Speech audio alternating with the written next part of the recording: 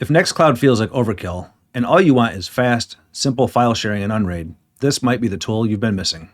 I recently set up Copyparty, and what surprised me most wasn't just how easy it was how fast and lightweight it feels compared to a lot of the usual options. In this video, I'll show you what Copyparty is, how to install it in Unraid, and how to set up basic permissions so that actually makes sense to use on your network. What is Copyparty? Copyparty is a lightweight, self-hosted file server. It's not trying to be a full cloud platform. There's no database, no user management UI, no collaboration tools. And that's kind of the point. You get a web interface where you can upload, download, and browse files, and you control access using simple folder-based permissions.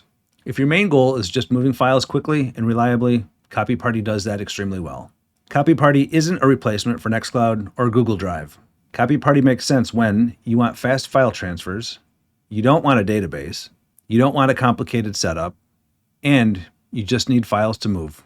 That's the mindset I'm going to keep going into this. Let's jump into installation. Copyparty will need a share to store files in. If you already have a share that you want to use, that's fine too. Just remember that whatever share you use, Copyparty is going to be able to see everything in it.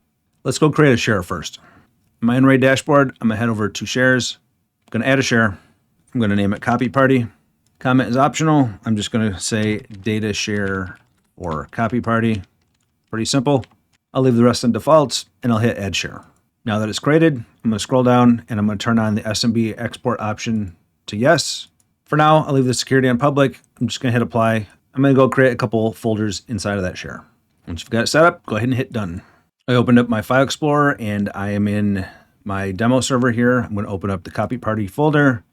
In here, I'm going to right click and create a couple new folders. I'm going to name one drop. Next one, I am going to name private.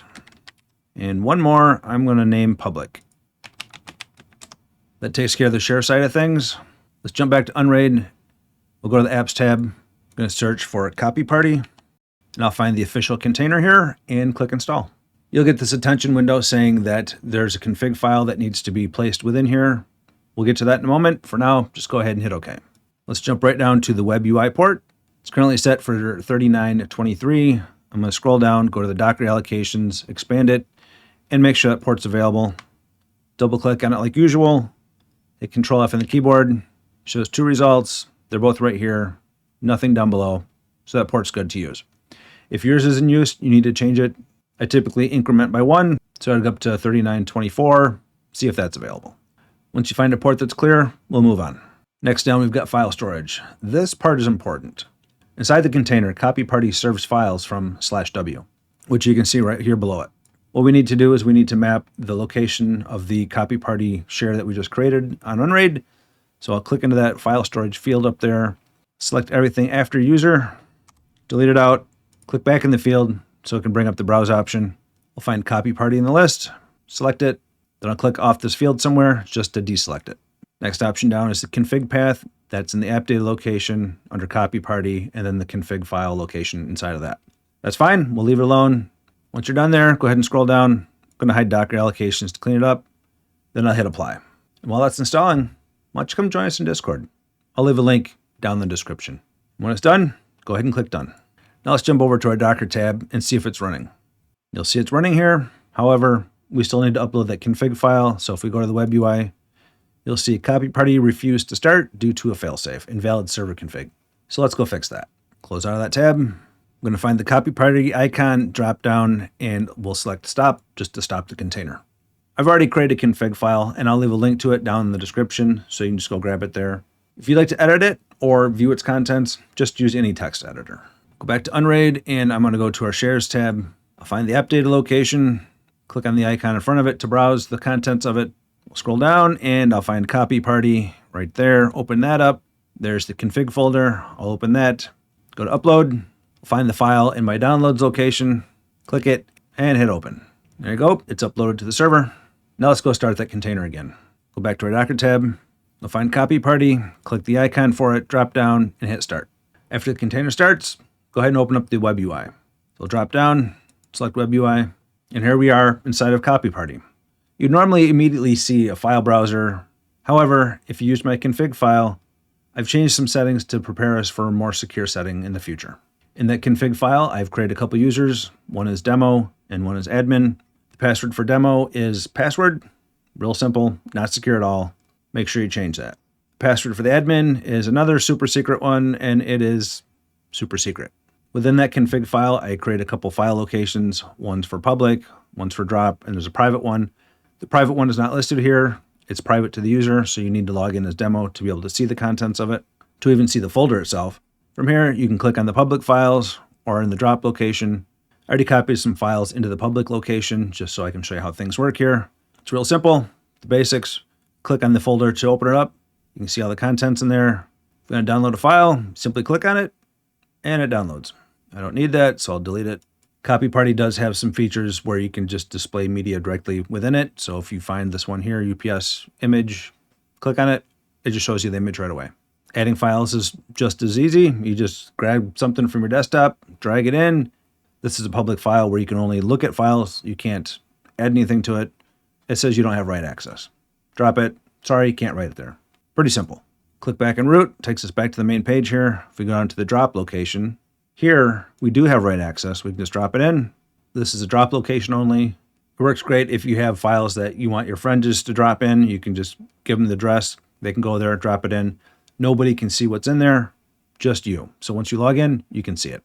Let's go log in and I'll show you what I mean. On the top right, we've got login option. But let's go back to the root. The login option is here where it says login for more. And I had told you the demo password is password. So type in password. Now you can browse to these locations and you can upload to these locations, same locations. So let's go look in the drop field where we'd put that file. And then you'll see the files listed there. We'll go back to the root. When I go to the private location, you'll see the contents are empty. Let's drag in, I'll drag in the same file. Once again, we have the option to upload, shows up right away. Public, same thing. If you want to drag in that same file, shows right up. That's it, you just drag a file in, and then if you want it, you just click on it, download it right back out. That's really all there is to the basics. For me, this is where I really started to notice how fast it feels. Now let's talk about the permissions. Permissions are where Copyparty really shines, but they're also where a lot of people get confused. The key idea is that permissions are folder-based, not account-based. If we drag the File Explorer over here again, I'll show you the basic folder structure. You notice the files that I had created earlier here. Drop is for upload only. There's no browsing. Private is only accessible when you're logged in. And public is read-only for everyone. These three here, I think they cover about 90% of the real-world use cases. Next, let's take a quick look at the config file, and I'll give you kind of a high-level explanation of the file itself. I had uploaded it to all three locations, so I'll just open up one of these. There it is. I'm going to open it up with Notepad++. You can use whatever text editor you would like. All right, like most everything, the little hashtag # in the front, that denotes a comment. So these items here are just comments. They're commented out. Down below, you've got some global arguments here. The E2 DSA, and I'm not going to read all of these, but this enables fine indexing and file system scanning. The ones below here are commented out. Now you'll see this DF:16 down here. I want to call out this. I had some issues with this config file earlier. I found that sometimes it's okay having the comment right after the argument here. Other times it'll cause it to fail and break. So that's why up here I've created a separate comment and then the variable down below, just so you can see what it is and the variable is turned on. If this DF:16 causes an error in your file, just simply put that on a line all by itself, leave the comment above it like these are up here, and you'll be fine. I had that happen on the bottom of the file down here with the user rights and the folders. So I removed all the comments just to make sure everything works. All right, back to the top here. So this DF:16 here, real quick, it's going to stop accepting uploads if you've got less than 16 gigabytes of free disk space. So you can adjust that number up and down, whatever you need. The -no robots makes it harder for search engines to read your server. All right, next down, we've got accounts. These are the accounts here. So the first part, you can use this format here, username, and then : space password. So down below, I've got admin : super secret. Like I said, the password is super secret. The demo account and its password is password. So once you get this file and you get it working in your system, go back in here, change these, set it up to your liking. All right, next down, this /w is the default root location. The ACCS is the access to that location. And right now, the only one that has access to that is the admin account, and that's going to have full access. It's going to have read, write, administrative, everything. Down below that, I created another share called public. So you have to create each share individually. We got /public, and then its actual location is /w/public. We're giving read-only access to star, which is everything, everybody. And then read-write access is for demo only. Next down is private folder. Once again, location for that is /w/private. The access, we have read and write for demo only.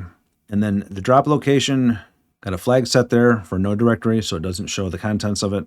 The access, we've got write access for everybody, and then read, write, admin, every access thing for demo.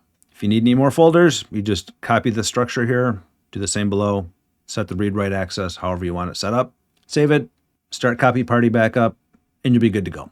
So in the config file, you define the users, which folders exist, and what each user can do in each folder. Close that file, gonna log out of demo. So without having to log in, you can browse and download from the public files. You can upload files to the drop location, and you can't see the private stuff. And once you're logged in, I have full access to everywhere. That's it. Simple, predictable, and easy to use.